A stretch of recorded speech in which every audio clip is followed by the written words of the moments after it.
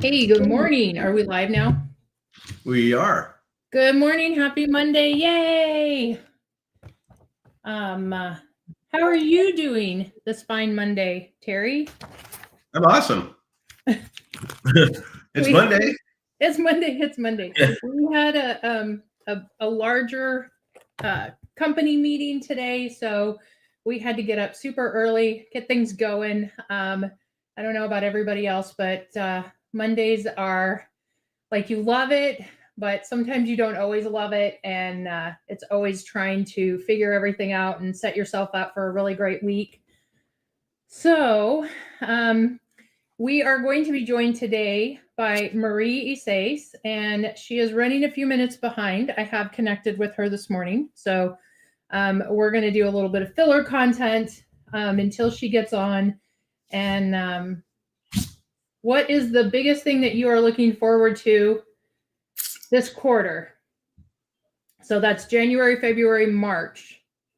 Automations. I'm doing a lot of automation tests and learning how to do the AI assistant stuff. And I think that's going to be a lot of fun the next 3 months for sure. And then I think the biggest thing is looking forward to is Rank Masters Conference in Orlando. Just because it's all about business growth and personal growth. And that's kind of the, like people have heard before, it's the phase we're in to grow that way. And, but yeah, I think I'm looking forward to this quarter a lot. So. Awesome. I am definitely looking forward to Rank Masters. I know, everyone out there has heard us fangirl over the event. It's very much in line with the way we do events, and sometimes that's hard to find. Find your tribe. And so we've been very pleased with the connections that we've made within the group, the value and the education that we've gotten within the group. So looking forward to connecting with those. And I know each event that they do, few new people pop in and out. So that's always been pretty exciting. Sure. So awesome. Let's see, what else is going on? I know second quarter, you're looking forward to spring training. I already know that. Yeah. Spring training is going to be incredible. So we'll talk a little bit more towards the end of this podcast about spring training. But yeah, we did a big announcement last weekend. That was cool. And then it looks like finally we've got everything figured out with the hotel. That's cool. So, I have a few little things here and there. I know we don't have the actual schedule. I'm kind of putting together a few things more on the schedule myself. And I know you're pretty close on your speakers, right? Yeah, I've got like 3 more to go through. The team's going to get together this week and finalize all that stuff. And then we have the schedule. We just don't know where everybody's going to be placed as far as stage or rooms or that type of stuff. Right. But yeah, we're super excited. This thing's really going to be epic. And I said that every year, but just looking at the caliber of speakers and some of the different things we're changing up, I'm super excited about the affiliate panel, just because there's so much out there about, is affiliate dead? Is all this other stuff? And I'm here to tell you it's not dead. And, the affiliate panel will be very exciting, especially because it's a different form of SEO. It's when you become good at SEO, you want to start making money for yourself. And so affiliate falls right in there. And the only thing I tell people is that there's always somebody that wants to sell their products. So find those people, work out a deal, do your magic and sell your product. So, but good deal. Yay, Maria's here. I made it. Yay. Awesome. So how's your Monday shaking out for you? Badly. Badly.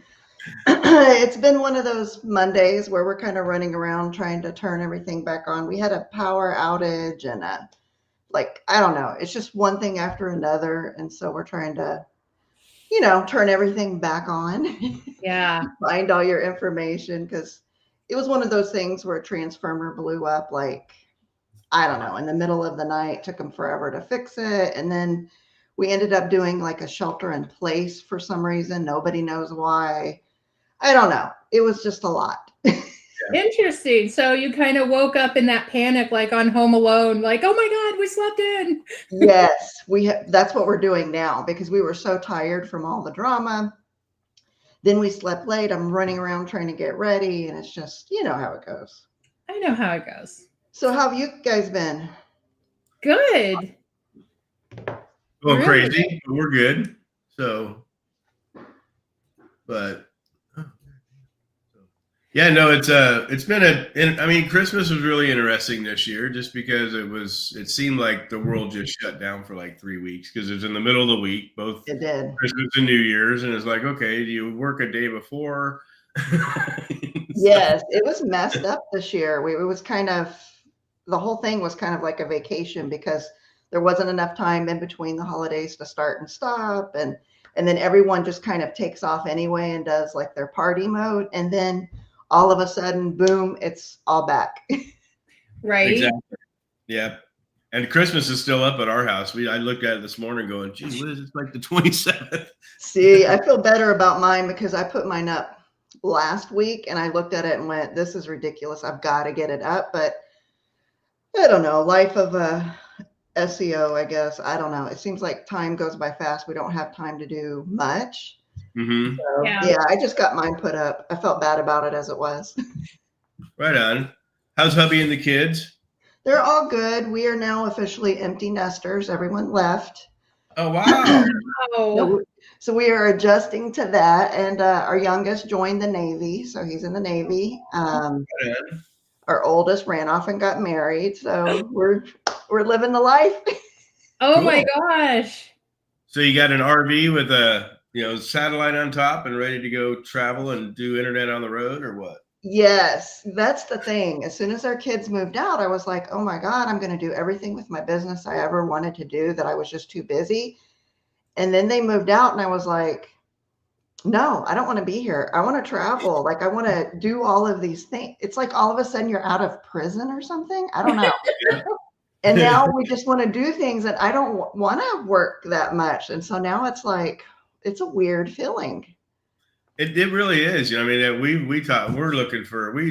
we almost bought an RV before COVID, and then now we're looking again. And same type of thing is this, with our business, as long as you got internet, you're good to go. Yeah. Yeah. And that's really freaking cool, especially now that, I just talked to a guy a couple weeks ago that has the Elon Musk's internet for the RV. And cool. Cool. Yeah. And he said it's just incredible. And he said very rarely in the middle of the forest he can't get, he gets connected in the middle of the forest. Yeah, it is. It is. Right. We have friends that use it in the middle of the mountains and they do really well with it. So yeah, at first we thought we were just going to settle down and be here and do all the things. And then we're like, we just don't want to be home. It's, I don't know. Everything changed in the blink of an eye. It really did. Yeah, that's crazy. Well, congratulations. That's awesome. So, yes, thank you. Yeah. We made it's it. Always a goal. We've got our oldest is still here with us. So Our youngest, excuse me. And yeah, so she's talking about getting out. So we're like, okay, this is getting ready to be really cool. So yeah, when are you leaving? Can I help you? Here's, can I pay $1,000 a month for you to move out? Yeah. I know you say that, but then, with all the other kids being out and one of our kids just moved out of state like last week. And so like there for the while, we had everybody all in the Valley, the Phoenix area. And so everybody was within like 20, 30 minutes of us. And, Sunday dinner is a big thing. We do that every Sunday. And so now it's like the dynamic has changed a little bit. And going forward, we'll have to see kind of how that goes. So I know Terry's like ready for kids to be gone, but then I don't know that I am. Like, I'm a mom. I'm always a mom, and they can always come home. So. Yes, believe me, I was super tired of the mom, but then we cried our eyes out when they started leaving. And so it's a weird thing that we're in, and we're in that now. If we want to go out to dinner, we can go out to dinner without asking everybody, what do you want to eat tonight? And it feels like we've been like we've been released from something, I don't know what, and we're like, we can eat what we want, we can do, and no one's here to like talk about it. So we're in a weird stage. It's almost like our parents have moved out. Yeah. Mhm. And we're like reliving and figuring out what we want to do. And it's not what we thought when the kids were here. Yeah. It's very weird.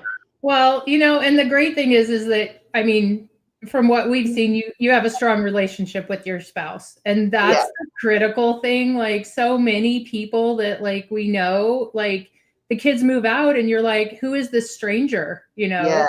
Whereas Terry and I have always maintained our relationship, Yes. run away for lunch dates and Yeah. connect and do all the things. And so, I mean, that's a good thing that you still like each other now that the kids are Yes. gone. Yeah. Believe it or not, a lot of people get divorced once their kids Mhm. move out. I've seen that. Yeah. They just start divorcing because they figured out they don't really like each other. And so ours was completely different. We maintained a really close relationship too, thank God, because it made it easier when they did start moving out. Because at first it was I was shocked at first. Mhm. As bad as I wanted them to move out and for my life to change, it was also a very shocking, traumatic experience. So Yeah, for sure. That's crazy. So, well, anyway, so yeah, everybody, subscribe. We do this every Monday. Like us, share us, do all that fancy stuff. But yeah, it's so great to have you. Gosh, I think you and I have known each other since 2017. yeah, Maybe. too many years to count almost. Yep, for sure. And and you're an on-page girl, which means that you're in my tribe. So so yeah, that's really cool. But so yeah, Elisabeth came up with some questions to ask you, so we're gonna put you under the hot seat. Oh God, I hope I even know the answers. All We'll get right. into some industry specific things later, but like, what is one fun or surprising thing that most people don't know about you? About me? Yes. That I don't do SEO 24/7. That might be a little shocking. That I'm a real person. But no, lately I think I've been more in the recovery space. And so that was shocking to a lot of people because for a long time I wasn't. But the last couple of years I've done a lot of recovery and just working with the different algo updates that were going on. And I have not been like in the regular SEO space, just with, regular clients where you just jam them to the top and boom, you're, doing really well. I've just been more focused on the recovery lately, which was a little surprising. I've had messages come up where they're like, are you still here? What are you doing? What's going on? So I did a pretty big shift. Yeah. Because you were, I wouldn't say like super public, but you had a very active Facebook group. Yeah. And you had a lot of things going on, and then all of a sudden that kind of changed, and then we didn't see or hear from you for a while. So yeah.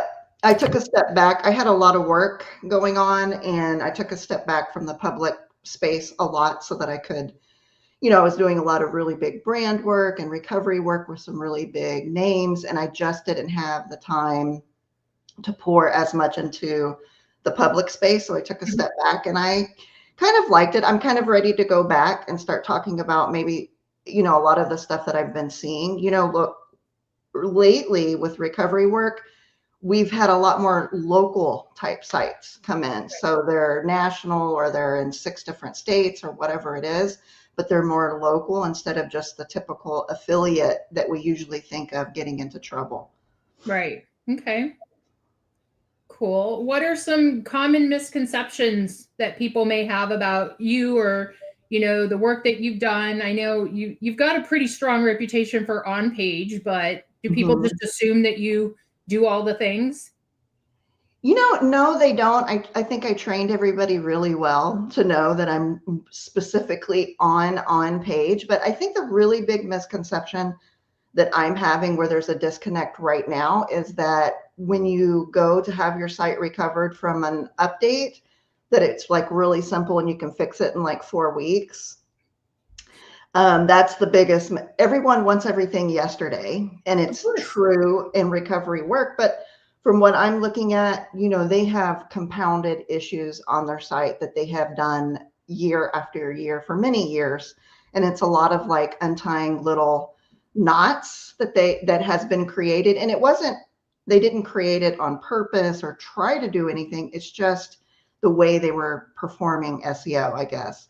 So the biggest misconception is that, yeah, you can go, I'll look at it for 4 weeks and boom, they're back to the top and like nothing ever happened. And honestly, it's months and months of really hard, intense work. Yeah, I love telling this story, and I'm big and on page doing all the different testing that we do, and internal linking right now, I tell people, is probably the number one thing right now. And I had the very first on-page class I did, one of my students messaged me and goes, "Have you looked at your Solterra site lately?" And I was like, "Oh no, here we go." No, my site is the last. And he definitely pointed out a lot of the stuff that I teach, is opposite on my own website. Yes. And so we happen to be in San Diego and working vacation because we don't ever get a vacation. And I spent all weekend going through Solterra's site. It's a 12-year-old site. Mm-hmm. And I was shocked at some of the old stuff. Mm-hmm. Yeah. It was literally 300 or 400 words. Yeah. I had one, took a snapshot of this, a 350 word blog, and I had 7 internal links and 3 external links. And I'm just like, oh my God. I call that the good old days. Those were the good old days. Man, mm-hmm. I was jamming out those pages too. 300 words tops, 400 maybe if I was feeling extra wordy. And this stuff worked and it ranked. And internal linking, we were doing all kinds of crazy stuff that just cannot pass by, mm-hmm. But if anyone looked at my site, their biggest question is, because I'm known for on-page and really clean techniques, but my site is complete black hat. Mm-hmm. Anything I ever wanted to do, I did to that site because it was like my site. So I didn't, I was like, go for it. And so when they look at it, they're like, what is this? What did you do? And I'm like, anything and everything I've ever wanted to do. I just applied it to that one. So yeah. You can't play around with client sites that way. You can't take chances. You've got to make sure that's spot on and buttoned up. That's right. Yeah. That's right. Yeah, and over the last year, we've got clients that have been with us, 8 and 9 years, and over the last year, we've literally had to go back to their sites the same way, and take 3 or 4 light content blogs and combine them into one, redirect, all that stuff. And I'm a huge believer nowadays in page pruning and mm-hmm. all the things that you have to do. All the fun stuff. Yeah, it's much more labor intense now. I will say that. We used to get away with, hardly working compared to what we're having to do now. Now we're doing a lot more. And like you, I have a lot of clients that I've had for many years and work, once a year I go through their site and clean up whatever's no longer working or used to work, but I know we're, moving into something else and removing very specific patterns that we used to work with. So it's constantly evolving, just constantly moving. 100%. Awesome. Okay. Since you've been in the game for a while, I don't know if there's like a certain demographic that maybe don't know your history or whatever, but what got you started in SEO? Like where did you come from? Yeah. So I actually came from an app development company way back in the day. And this was years ago. I co-owned an app development company and we needed SEO. We needed to show up and we hired and fired 2 really big SEO agencies in the area. Mm-hmm. And I realized that it was a shit show basically to hire an SEO agency. And this was years ago. I didn't know what they were doing. I couldn't tell they had done anything and we didn't get any phone calls. There was no phones weren't ringing. And so I just decided to do it myself. At night, I would study SEO. During the day, I would do app development stuff. At night, just worked on SEO, jammed the site up. We were ranking really well in like 5 different countries. The phone was ringing like crazy. We had more than enough work. Everyone was happy about it. But I became addicted to the SEO side of it. And so I eventually walked away from the app company to create an SEO agency for myself. And that's when it got started. That's awesome. I mean, it feels like you know what to offer a client because you've been in that client position. Yeah. And that's a valuable place to be in. A lot of good information, like, It is. It really is. Since I was the client for a while, I could see the dynamics of, I knew what I was seeing.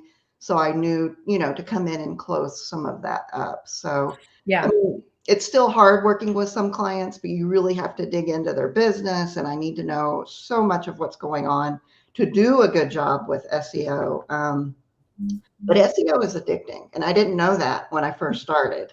I didn't know it was addicting at all, but hook, line, and sinker, it's like all I could think about. Nice. What piece of advice do you wish you had like earlier on in your career? I think what I wish someone had told me early on is that it's constantly changing. Google's constantly changing, and it's not our fault when we wake up the next day and we're going through an update or whatever it is, because Google has changed whatever. I used to take it real hard or think that, there was a stigma at first when sites would go down and SEOs would say, oh, you had sites go down because you were doing something bad. You were just doing wrong, black hat, whatever it was. And I think we put a lot on our shoulders, and Google's constantly changing. I can't tell you what Google's going to do next. I just know how to safeguard what we've already been through. I've picked out patterns that we're able to safeguard from. But moving forward, next month, next week, whenever it is, Google will, throw something else in there. And as SEOs, I think we take it really hard, but really it's just a lesson, and it's constantly changing, constantly moving, and we're constantly learning, and not to take it so hard. What keeps you motivated with that? Sorry. I'm sorry, what was that? Go ahead.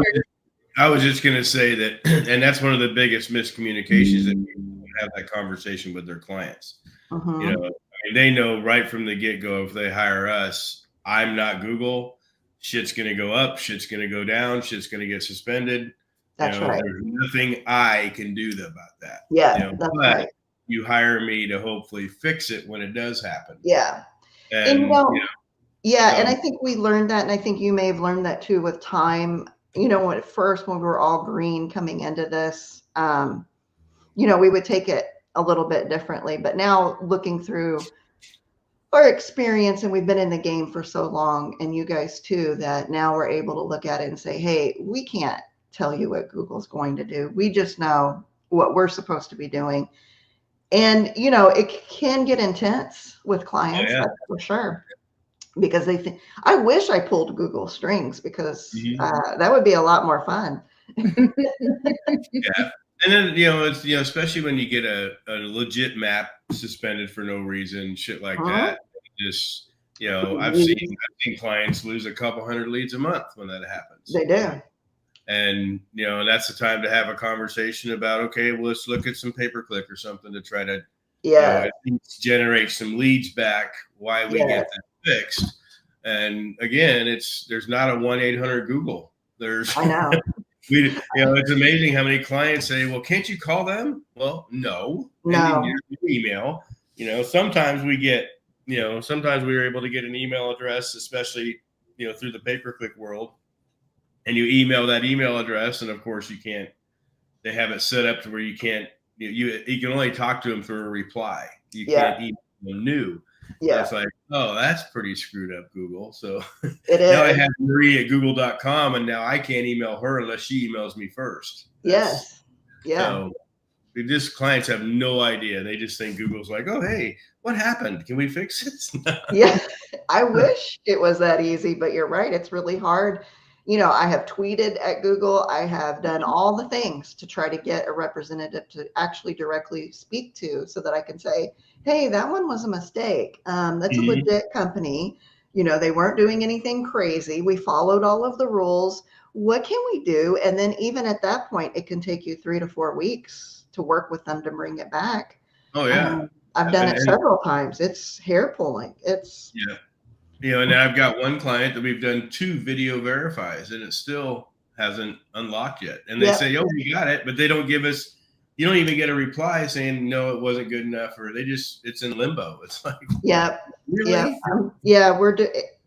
We went through that too. And, or they would say this was wrong and that was wrong. And then we did it 20 times before they finally said, okay. And these are legit, reputable companies. I'm not talking about, me trying to put one up there. So it's crazy.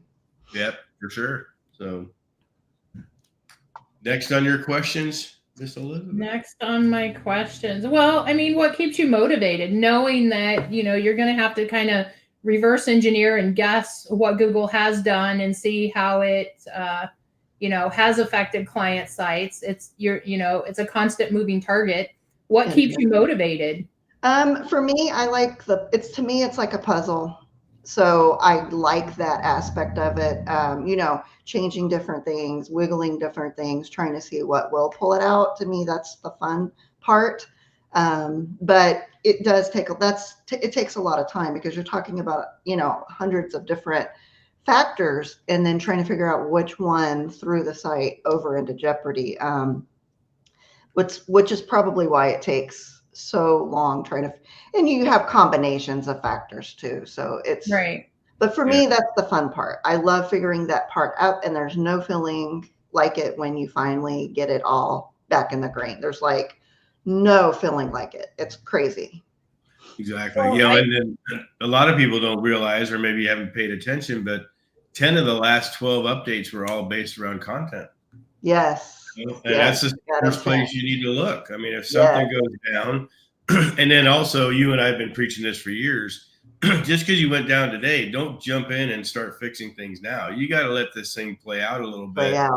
Because most of them, I mean, the December update brought a lot of the October updates back. Yes. That's the way stuff happens. But and there are some glaring signs, though. If you have a bunch of pages that have 350 words, it's not going to hurt to add 350 more or whatever. Right. Right. But with AI and ChatGPT now, that's a pretty simple process. It is. Back when we had 300 or 400 words, we paid $30 for those 300 or 400 words. Right.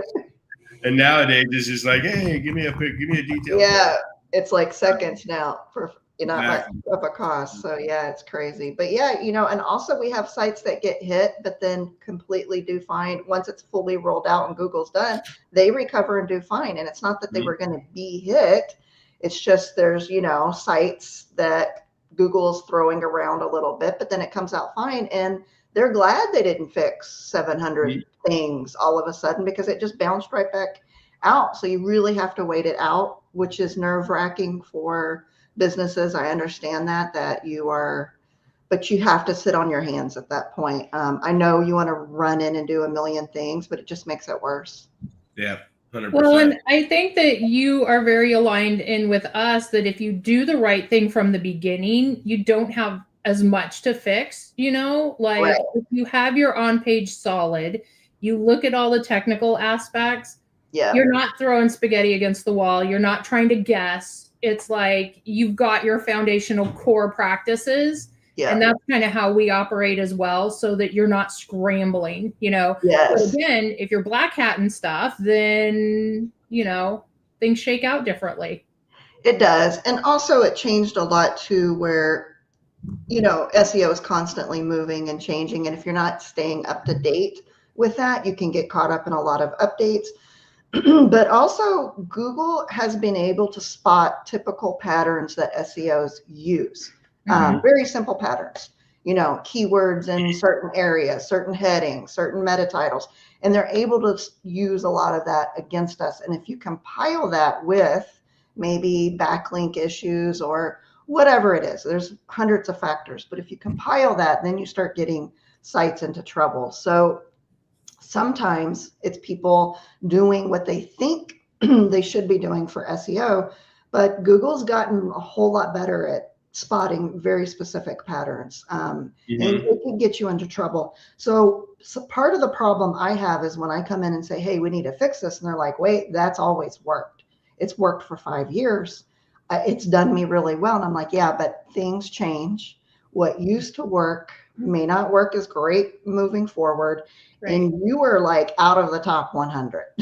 So it's not going to hurt us. And yes, it's typical SEO things. And what gets into people's head is, but it's still working over there for that competitor. They're doing it. Mm-hmm. And Apples and oranges. yes. And it's like, guys, we're not comparing. We're not 100% across the board. There's several differences between your site, their site, on factors that too many to count at this point. So that is messing with a lot of people's head. So when I come in and make recommendations, they're like, that's just typical SEO. That's always worked. Yes, but if we can reverse that and you go back to the top 10, it's about patterns, spotting the patterns, reversing it. It's just a mess because it plays with people's head. If it was absolute and Google came in and trashed every single site with that very specific pattern, it would be way easier to spot. But Google has never been absolute. It has never been 100% across the board in any of their updates. We've been having this argument for years that, we would spot a problem and say, hey, if you fix that, you'll be out of trouble. And they're like, yeah, but so-and-so is doing it and they're at the top right now. So exactly. Sounds like high school. That's the whole thing. It's just like, it's one of the things that, well, kind of two parts, that one of the second part I'll ask you about, but the biggest thing people need to understand that Google doesn't read. It's all about signals. Google doesn't see left or right. Yeah. And on multiple levels. Exactly. And there's 5, at least according to Search Console now, there's 5 different search bots, and they all crawl the pages differently. And so, and there's some cross-linking and all this stuff. And if you aren't especially around content, if you aren't in the testing phase and you don't do testing, you really should start doing testing.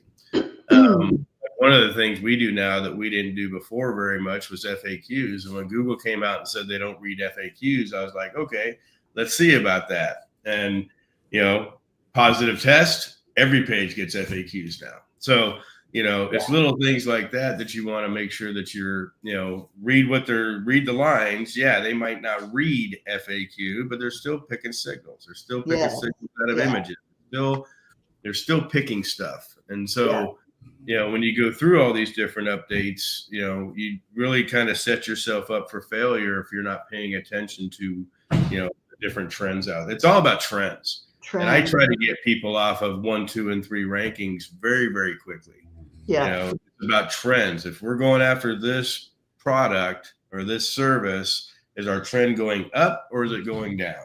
And this second part to that is, I know you and I have talked about the different on-page tools, right? And I have arguments with people, including my good friend Ted and Kyle and all these people about tools. And I do believe that they definitely serve a purpose, but I also believe that people are using them as 100%. Yes. Instead of looking at it on desktop, and then more importantly, looking at it on mobile. If you're using any tool 100%, it's going to get you into trouble. Even the tools that I love and use every day, it's not at 100%. You're also having to use your experience. How many times, all the sites that you've worked on, you have to combine all of that together. There's no tool that can give you 100%. You do everything and not get into some type of trouble. And I think the tools serve the crowd well if you're in SEO and you're working across multiple sites and you can pick up on trends. But it's the people who only have maybe one site that use the tool, and maybe you don't have a lot of the experience to know the tool's asking me to do XYZ, but I gotta, hold back a little bit for whatever reason. So any of the tools are great. And if you're using them and it's working really well, great. But it's also the ability of the end user. 100%, and you have to take things from a grain of salt and then actually go in and look what the sites these tools are pulling from. Yes. One of the big shockers to me is, I love Ted's tool. It's my favorite. It's my go-to, Cora. If I have a stubborn page, I pull Cora out. There's no doubt about it. But the first time I used it, I can't remember what test I was doing, but it told me to add like 17 images. And I'm just like, what do you mean? The page isn't big enough for 17 images. Yeah. And unless you go and look at the sites that you selected to test Yes. from, and you go there and they have a slider that has 17 images on it that Quora picks up. And Yeah. so there's some really different things about that. You'd have to take all those as a grain of salt and say, yeah, I agree. I need to add an H3 with the keyword in it. Yes. Yes.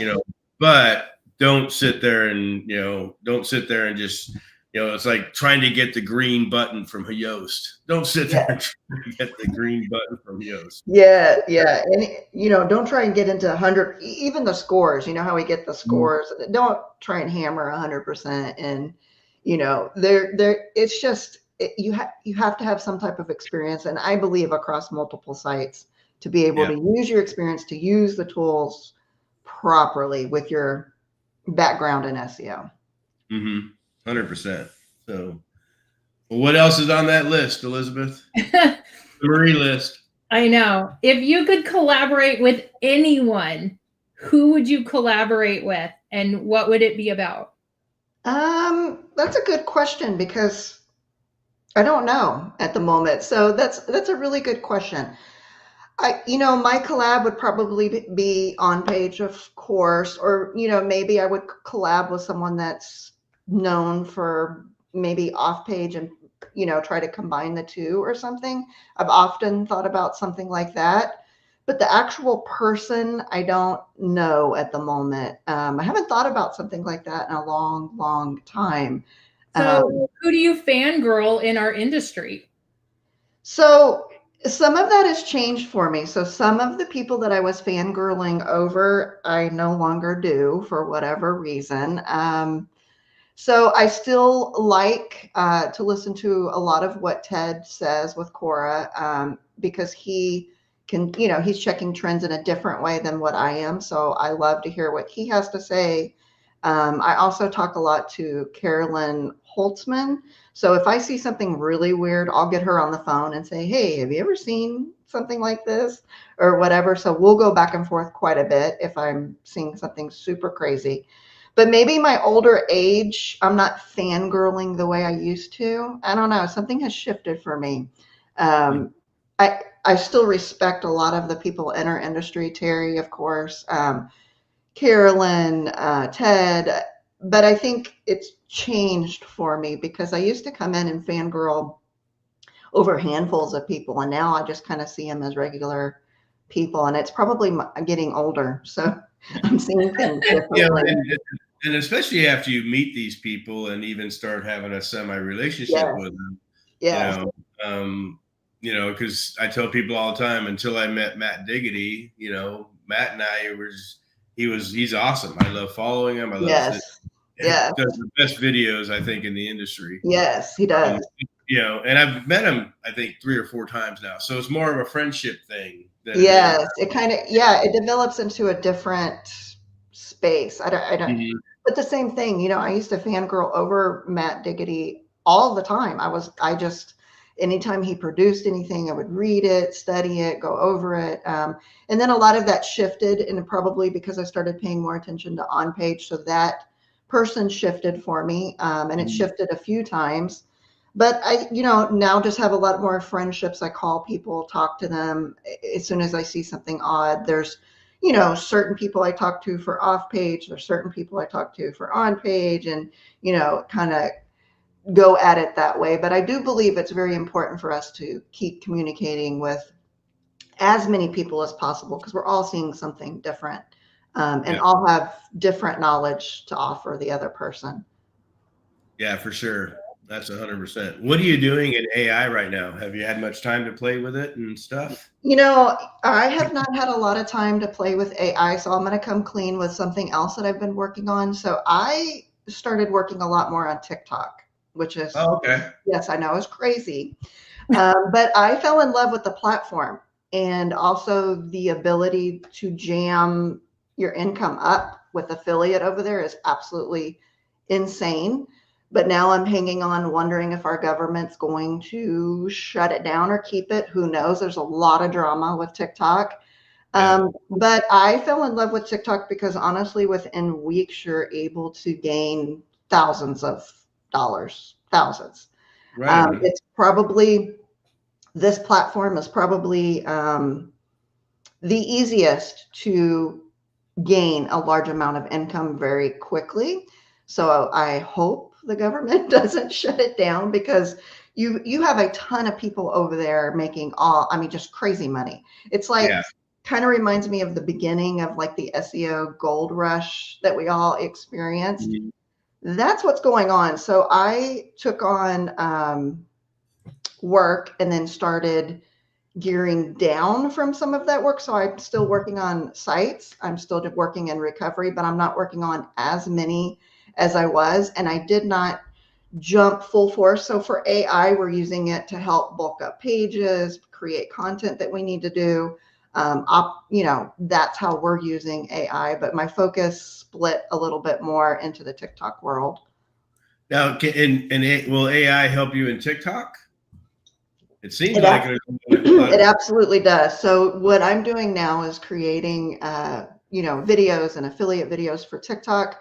I use AI to create those videos. So I give AI, I say, hey, I want to make this point, pull me up a video script, give me the hook, give me, XYZ, and it completely does all the work for you. So AI it's changing how we do everything. So yes, I use AI every day for TikTok to even make better hooks, make better points about it will even read about the product and give me points that I hadn't even thought of. Yeah. That's awesome. And that's what's, because I even, I've been doing schema a little while. And I started using, just a little while. And I started using chat to say, hey, here's all the things that I can put into this type. Mm-hmm. You tell me how it should be formatted and laid out so it makes sense. Yes. And that type of stuff, I think AI, especially we do a lot of content clusters now. We don't really we don't write one blog about one thing, Mm-hmm. But AI gives us those topics through people also ask or queries or something. And that's the thing that I love about AI, because it gives you those ideas of topics and things to do that you didn't even freaking think of. Yes, I love that about, and also, we'll feed it competitors' content and compare it to our content, because I'm looking for the gap, and it does it really super quick. And so AI is good for many things. Even if you're not doing SEO, AI is really changing how we operate. For sure. Yep, definitely. And that's why it's, here's our little pitch into spring training. But that's why in spring training this year, 2 of the breakout rooms, one's going to be AI, one's going to be automation. I also believe that especially agencies or even freelancers, if you're not looking at automating your processes, you are going to be left behind. That's even as simple as onboarding clients, creating reports, all this that AI can do for you in automation. That's the stuff that excites me, is freaking taking, okay, here's Solterra's onboarding process, these 90 steps. I can automate 82 of them, and that's the thing. That's the exciting part, is because, it probably takes us 45 minutes the old way to onboard a client properly, and that's before we even talk to them. As far as the process. But that's the cool thing that I love about the automation side, especially with Make. Matter of fact, I just deleted Zapier yesterday, finally, and because Make has completely taken it over. Yes. And so we don't use Zapier at all, and Zapier kept breaking anyways. But it's really cool. We're doing some stuff with automation as far as, we built our own syndication systems. So one blog post goes out to these 20 different social sites that we created. So it's really friggin' cool what you can do with this stuff. So if you don't embrace it and kind of go with it, you're going to be left behind, like you said. So it's changing how we do everything. You have people who will even use it, I don't know, to create a diet plan, a grocery list, anything that we're doing, we are starting to involve AI. And so I just had a call the other day that someone called and said, hey, are you doing SEO? Do you do AI SEO? So everyone's starting to kind of shift and think, and it's going to be a whole new world for us. So you better embrace it. Exactly. There is a thing, we've been testing it, especially on the schema side, that when you can start getting into Perplexity and all these other, AI search engines and stuff, you need to see where they're pulling this content from. Yes. And you can reverse engineer that stuff, especially Google stuff's easy to reverse engineer, because Google right now is pulling a snippet from 3 different websites to come up with the answer. And they give you the little pay-per-click to show you which snippet they grabbed from where. Yes. And just start looking at that stuff and sit there and say, and again, your clients don't have to see the content. This is content you can put in the back end. I'm not a hidden div guy. I'm a schema guy. Yeah. But, but you can put that type of content in there that Google and, I think Bing's way ahead of Google because they actually have ChatGPT. Yes. But you need to pay attention to those queries and where they're getting the answers from and write that way too. So, I believe in local. I think we're a long way from AI taking the place of, local plumber, emergency plumber. That's not going to pop up. But if you say, how long should a water heater last? That's the type of AI questions that are going to come up and answers. Yeah. Yeah. And you'll slowly see it evolve. I mean, one day, sure, but we might not be here by the time it happens. But yeah, we'll slowly watch it evolve into that. But it's slow. Yep, it is. So, anyways, gosh, you're coming back to spring training. I will be back. I'm pulled myself back in. Yeah, that's awesome. I mean, it was so great when you said yes, because I know, like you said, you've been doing some health stuff. You've been doing some, you've kind of, doing kind of a 2-fold, 3-fold thing going on. Yeah. And obviously nesting, but super excited. Matter of fact, I yelled from my office to Elisabeth's office when you said yes.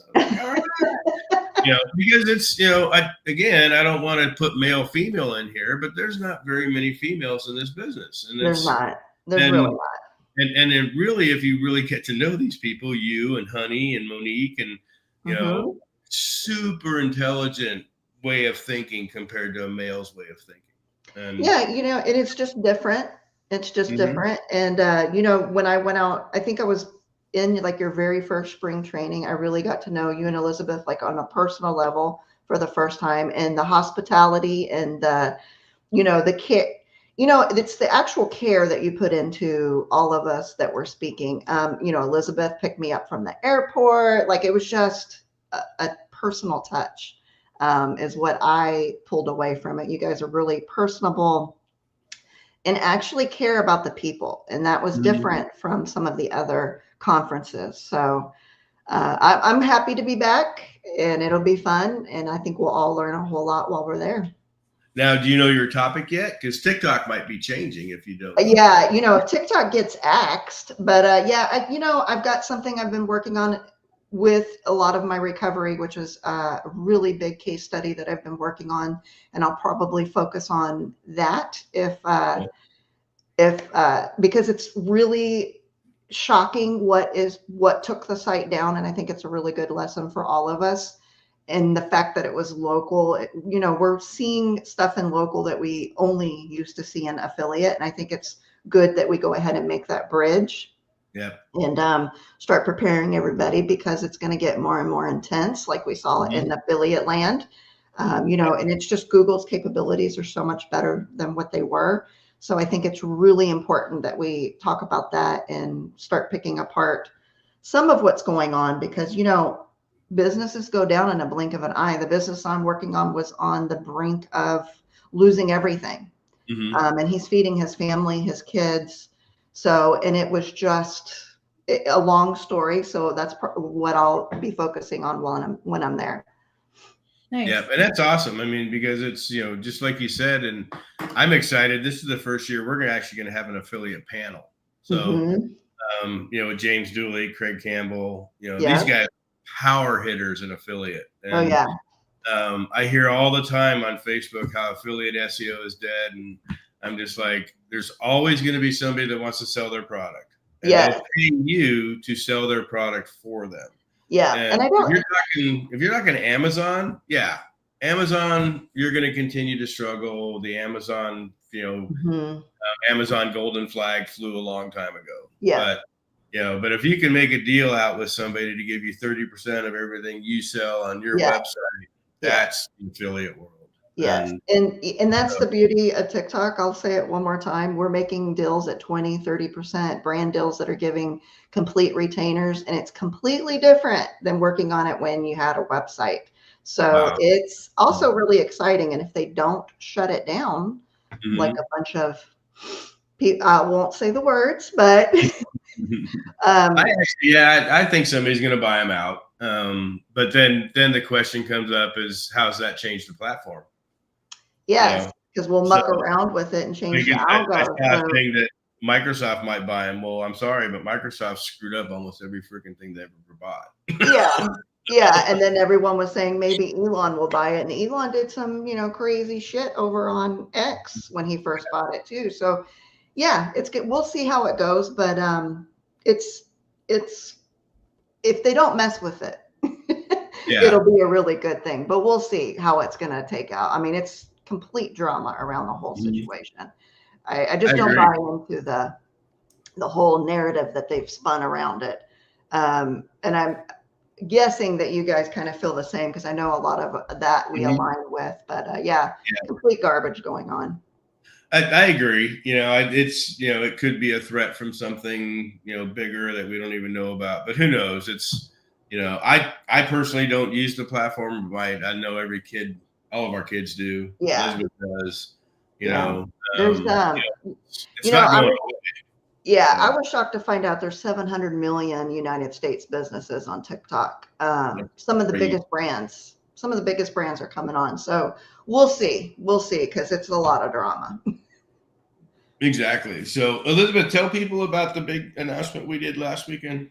So the announcement that we did is we have ticket payments for SEO Spring Training. We typically have not done that in the past, but for the next couple of weeks, we can break it down into 3 payments, and that's for all levels, because I know there's a lot of people out there that maybe, new year, everybody kind of tightens their budget in January, you're recovering from the holidays, or, you had all your write-offs for the end of the year.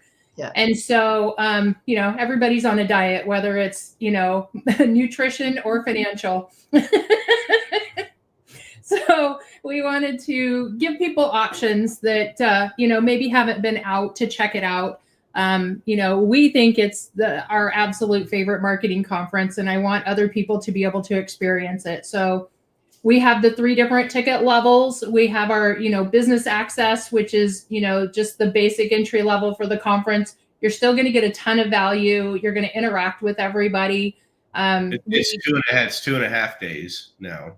Yeah. So we're still kind of working on the schedule. I have everything written out on my whiteboard, but, we always do a welcome reception for everybody. Speakers, attendees, VIPs, everybody comes to the welcome reception, and snacks. There's a cash bar. Let's kind of get to know each other before we kick off the event. And then last year we did main stage in the morning and breakout rooms in the afternoon, and everybody loved it. It was a little bit different. You're not stuck sitting in your chair for 8 hours. And like, if you were interested in agency growth, you could do that track, or if you only wanted to do local, it's kind of a build your own adventure, because not everybody wants to sit. If you don't have an agency and you're not looking to grow, the last thing you want to do is just be forced to listen to presentations about that. So we, again, choose your own adventure. And everybody seemed to really love it. It's like, high school again, you're running around to your room and, I want to catch this lecture and this presentation and, some amazing stuff. And then we always have our tech mastermind group, which that's looking to be Sunday afternoon. And that's all of the brains in the room. Let's see what we can break. What can you do? How can you do it? That portion is not recorded for public. It'll never be put out there because I want people to be able to speak freely and not worry about any repercussions for that. the VIP is always, always, always coveted because that's our speakers and our VIP people. We do some offsite stuff. We do fun and games, always food involved. But this year we're doing 2 workshops for the VIP. Marty Marion and Jordan Pierce are going to do workshops just for the VIP speaker crowd. So if you know those 2 people, that's probably the only time you're going to get to see them is at the VIP workshops. They'll be there for the whole conference, obviously. But so yeah, we're really trying to freaking make sure that this is an experience that people haven't had, in a conference here. So we got some people that want to do some stuff beforehand. There's all kinds of stuff that people are still wanting to do. They're really kind of part of it, but we don't have anything to do with us. We're not facilitating. Yeah. So, but yeah, no, it's going to be super awesome. I'm so glad that you were able to come. You're bringing him out too, right? Yeah. In fact, when I told him, he was like, I am going. I need to talk to Terry. So yeah, it's on. It's like a family adventure. So awesome. Yeah. Load up that new RV and head to Phoenix. Right. We just might stay a while. We'll see. Yeah, exactly. So, but no, super exciting. So, but yeah, the ticket payments is only until March 1st because of the time frame. You have to have your ticket payments all paid up before you're able to attend. But we wanted to make it easier for people for cash flow stuff and everything else. We should also have the room block link coming soon that Elisabeth will put up on the website so you guys start securing your rooms. The rooms now compared to last year was probably the biggest expense change. So we really got a good deal on rooms this year, and it was harder last year with Scottsdale. So, but yeah, no, I don't know what else to say about it. It's just going to be a freaking blast. So totally excited. It will be. Yeah. So anyways, anything else, Elisabeth, Marie? We're kind of at our hour. We are. Do you have anything else you want to share?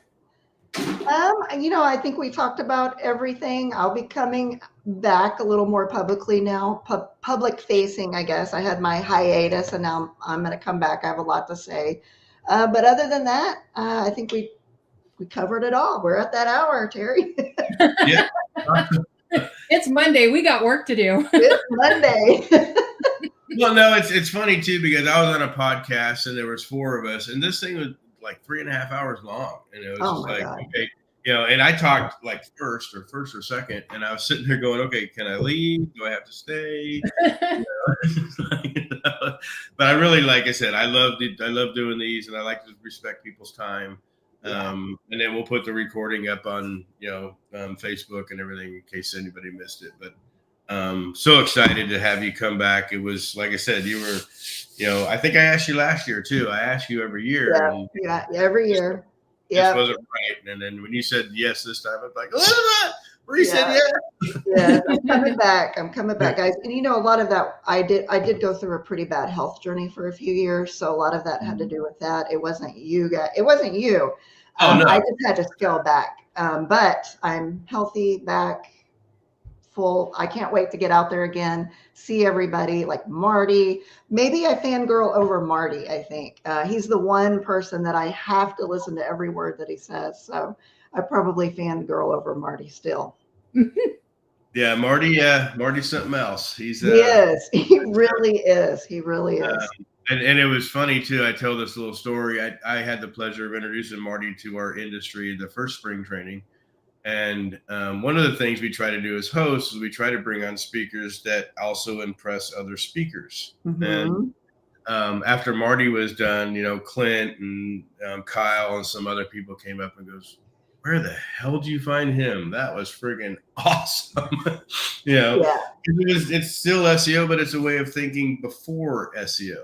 Yeah. And if you're not thinking that way and helping your clients think that way, then you're gonna be swimming upstream. And you are. And you'll be wondering. And Marty's such a big heart. Last year, gosh, I think he held private sessions all over the networking areas. Him and his bow tie, just kicking it around. So yeah, he's one of a kind. One of a kind. He is 100%. So, and he messaged me this year. He goes, I want to do a workshop. I want to do a private workshop that that I can do for 2 or 3 hours. I said, no problem. I'll hook you up. So Awesome. it's going to be awesome. So anyways, thanks everybody for joining. Again, subscribe. We will be back next Monday.